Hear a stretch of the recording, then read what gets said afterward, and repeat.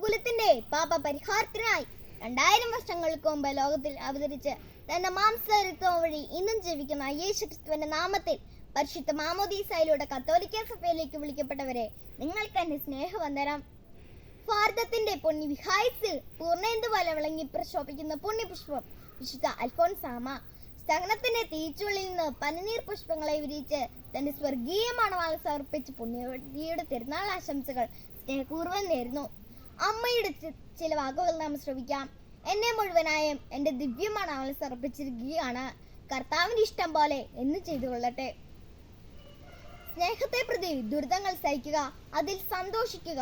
ദൈവസ്നേഹമുണ്ടെങ്കിൽ പരസ്നേഹമുണ്ടാകും. മറ്റുള്ളവരുടെ നല്ല വശങ്ങൾ മാത്രം കാണുക, നല്ലത് മാത്രം പറയുക.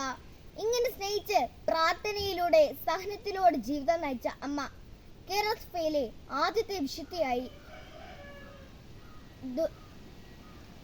മുട്ടത്തുപാടത്തിൽ നിന്ന് ആരംഭിച്ച് ഭരണങ്ങാനും കപ്പേളയിൽ നിത്യവിശ്രമം കൊള്ളുന്ന നമ്മുടെ അമ്മ വിശുദ്ധ അൽഫോൻസാമ സഹനത്തിന്റെ അഗ്നിയിൽ ശുദ്ധി ചെയ്യപ്പെട്ട് എന്റെ സ്വർഗീയ പ്രഭ വിതറുന്ന ഈ അപൂർവ രത്നത്തിന്റെ ജീവിതം നമുക്ക് മാതൃകയാക്കാം. നന്ദി, നമസ്കാരം. ജയ് ക്രൈസ്റ്റ്.